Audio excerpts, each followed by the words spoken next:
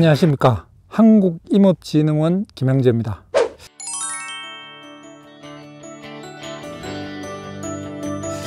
오늘은 산마늘 종자 파종에 대해서 여러분들께 알려드리는 시간을 갖도록 하겠습니다. 산마늘은 일반 산나물들과는 좀 다르게 여러가지 좀 특징이 있죠. 첫 번째는 대다수의 산나물들이 4년 내지 5년을 길러서 수확을 하고 난 뒤에는 장소를 옮겨서 새로 재배하거나 아니면 같은 장소에라도 새 모종으로 이렇게 바꿔서 심어줘야 되는데요. 산마늘은 한 번 식재를 하면 한 자리에서 짧게는 10년, 길게는 20년 정도까지 계속해서 수확할 수 있다는 장점이 있습니다. 또 한 가지 특징은요, 요건 단점에 들어갈 수도 있는데요. 일반적으로 보통 산나물류가 식재를 하고 2년 정도 뒤부터 수확이 가능한데 산마늘은 4년 정도가 지나야 수확이 가능하다는 단점이 있습니다. 산마늘은 파종을 해서 2년이 지나야 옮겨 심을 수 있고요. 늦으면 3년이 지나야 옮겨 심을 수도 있습니다. 옮겨 심고 난 뒤에 최소 1년 이상이 경과가 돼야 수확이 가능한 그런 식물입니다. 또 한 가지는 산마늘 잎이 통상적으로 2개가 나오고요. 가끔씩은 한 10개 또는 20개 정도에 1개 정도는 3개가 나오는 경우도 있습니다. 이 2개 내지 3개 나오는 거에서 반드시 1개만 따야지, 잎을 1개만 따야지 2개 다 따게 되면 그 이듬해 싹이 돋아나지 않는, 그래서 채취하는데도 좀 인건비가 좀 소요가 되는 그런 또 단점도 있습니다.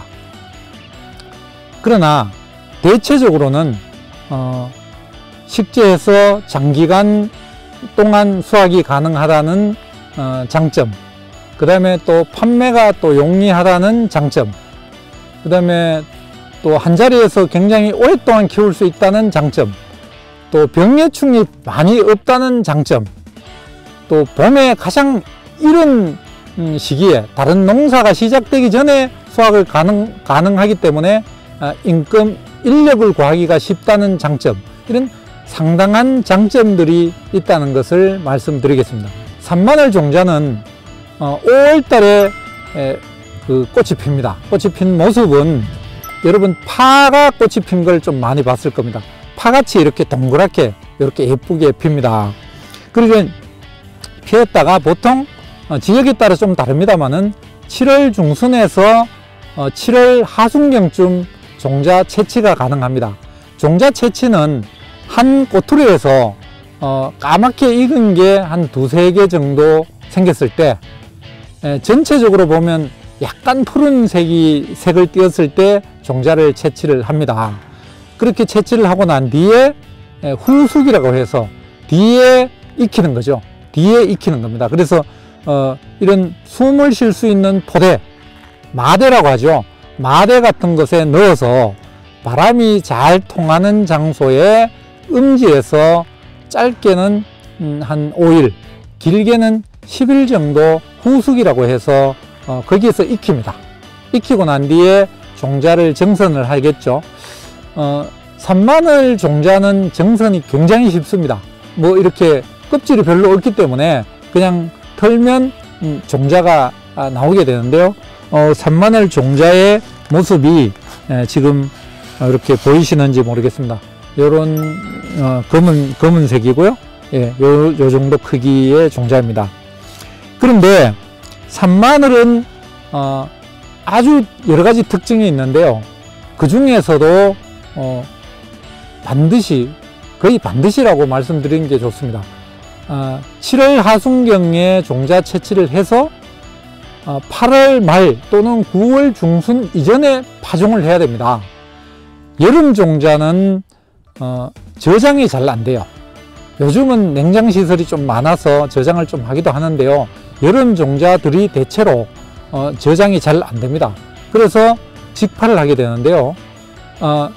한 10일 정도 후숙을 했다가 침수를 하고 그 다음에 또 저온 습접 처리를 하고 그러고 난 뒤에 파종을 하게 되면요, 거의 90% 이상, 한 95% 이상 이렇게 발화가 잘 되는 그런 식물입니다. 그런데 이 종자를 상온에서 말렸다, 이렇게 지금 이건 말른 종자입니다. 이렇게 말라진 종자죠.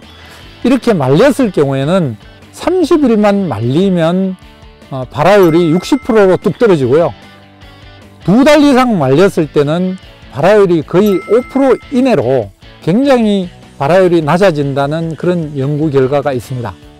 그래서 여러분들이 만약에 산마늘 종자를 파종을 하시려면 반드시 여름에 8월달 이전에 종자를 구입을 하셔야 됩니다.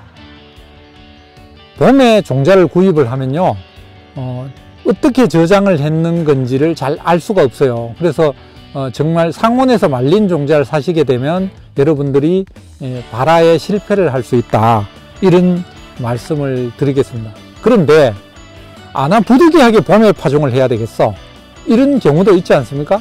그래서 봄에 파종을 해야 될 경우에는 저장하는 방법이 요즘은 이제 저온 저장고나 냉장고나 이런 시설이 아주 잘 되어 있어서 냉동 저장을 해야 됩니다. 지금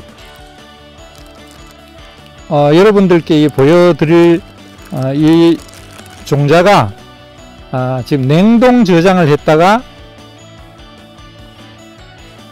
꺼낸 종자인데요. 예, 이렇게 냉동이 되어 있죠.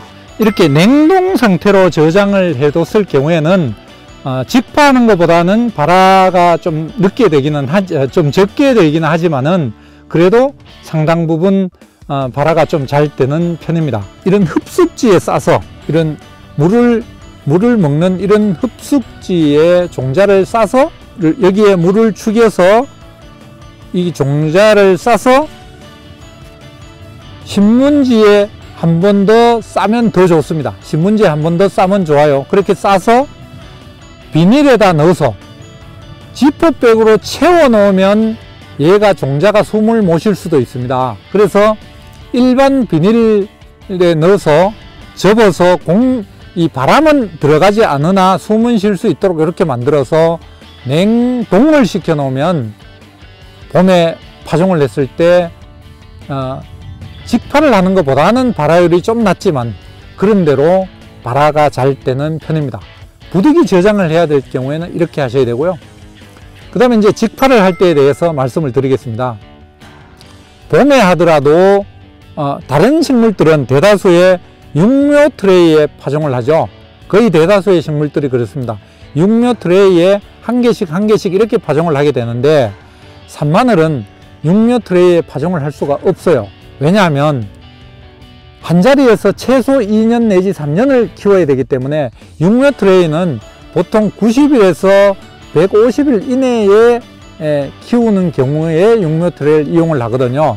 그런데 산마늘은 2년 이상을 키워야 되니까 육묘 트레이에 파종을 거의 하지 않습니다. 그래서 노지에 파종을 하게 되는데, 노지에 파종을 할 때는 사전에 충분히 익은 퇴비, 그러니까 완숙퇴비라고 합니다. 완숙퇴비를 넣어서 밭을 경운을 하고 난 뒤에 한 2달 정도 지나고 난 뒤에 파종을 하면 훨씬 더 좋습니다.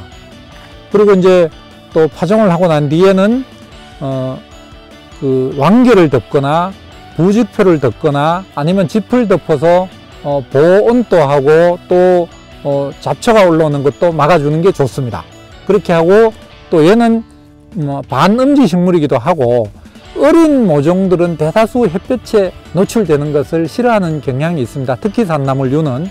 그래서 특히 산마늘은 거기에 35% 또는 50% 정도의 차광막을 위에다 설치를 하고 이렇게 물 관리를 하면서 이렇게 하게 되면 발화율을 상당히 높일 수가 있습니다. 그래서 지금부터는 자리를 옮겨서 제가 어떻게 파종을 하는지, 파종 후에 관리를 어떻게 하는지를 보여드리는 시간을 갖도록 하겠습니다.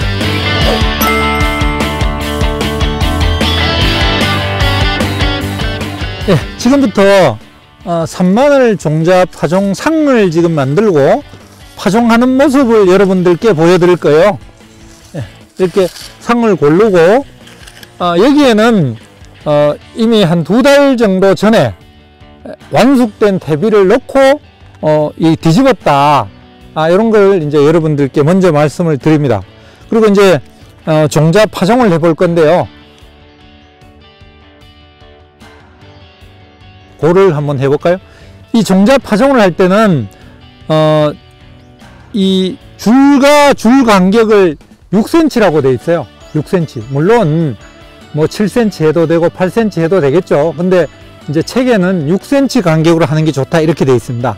그 다음에 또 종자를 뿌릴 때는 이 종자와 종자 간격을 0.5cm 정도 간격으로 하는 게 좋다 이렇게 되어 있어요. 이것도 역시 그렇게 정확하게 0.5cm 간격으로 할 수는 없어요. 대충 요 정도 양이 들어간다 뭐 이런 정도만 아시면 될 것 같습니다. 그리고 이제 종자는 제가 아까 보여드렸는 종자는 이 종자는 상온에서 마른 종자라고 했죠. 예, 마른 종자는 발화가 되지 않습니다. 그래서 이 종자는 여기에 보관을 하고요. 냉동시켰던 종자를 이용을 하겠습니다.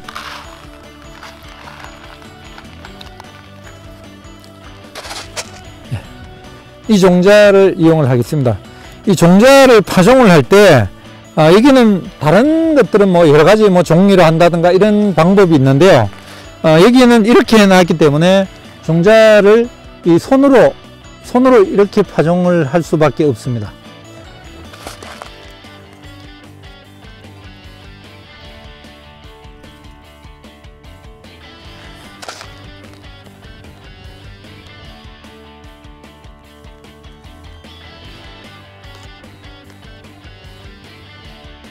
예, 일단 여기까지 해서 이 종자 덮는 방법도 여러 가지 방법이 있어요. 판때기라 그러죠. 이런 거를 가지고 이렇게 위에 덮어주는 방법이 있고요. 이렇게 덮어줄 수도 있겠고요. 또는 시골에서 이제 농사 짓는 분들이 많이 쓰는 방법인데요. 중간을 이렇게 하죠. 이렇게 하면 자동으로 덮입니다. 중간에 손가락으로 이렇게 하면 자동으로 덮여요. 이렇게 한 상태에서 이렇게 하게 되면 이렇게 덮이게 되는데요. 종자 두께는 흙이 얼마 정도 덮여야 되냐 하면요, 종자 크기의 3배가 덮이는 게 정상입니다. 암바라 종자는. 그런데 제가 실험을 해보니까 이게 뭐 한 5배 정도 덮였다고 해서 발화가 안 되거나 아니면 2배 정도 덮였다고 해서 발화가 안 되거나 그러지는 않습니다. 통상적으로 평균적으로 따져서 종자보다가 한 3배 정도 두께로 하는 게 좋다.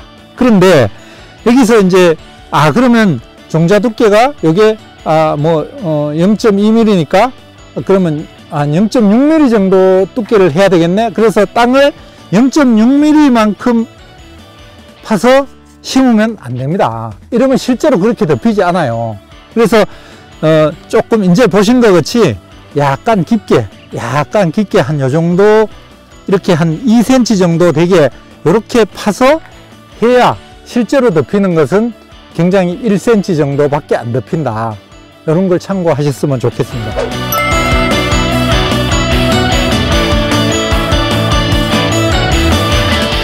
파종을 다 하고 물을 충분히 줘야 되겠죠. 물을 충분히 주고 난 뒤에 물이 좀 덜 마르게 하는 효과, 보습 효과와 함께 제촉, 풀이 덜 나게 하는 그런 역할을 하기 위해서 왕겨, 집 또는 부직포를 덮습니다. 이 부직포 중에서도 최근에 여기 얇은, 이런 아주 굉장히 얇은 부직포, 이게 이제 종자 덮개용으로 좀 이렇게 쓰는 경우가 좀 많은데요. 오늘은 저는 이 부직포 덮는 것으로 이제 여러분들께 보여드리겠습니다.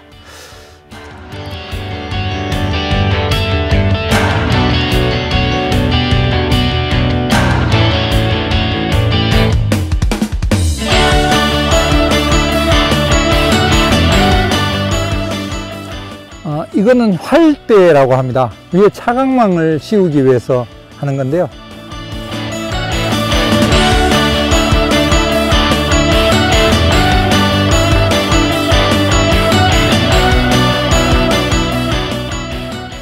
네, 50% 차광망입니다. 이게 차광망이 최고 차광률이 가장 낮은 것이 35%고요. 그 다음에 50%거든요. 예, 요거는 50% 차광망인데 35% 차광막도 많이 사용을 합니다. 이거 좀 주시죠.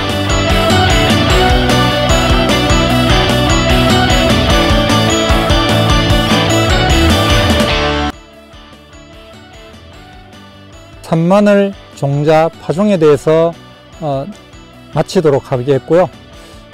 다음 편에는 산마늘은 어떻게 심고 언제 심고 또 어떻게 키워야 되는지에 대해서 설명을 드리고요. 또 채취는 어떻게 해야 되는지 관리는 어떻게 해야 되는지에 대해서도 알려드리는 그런 시간을 갖도록 하겠습니다. 감사합니다.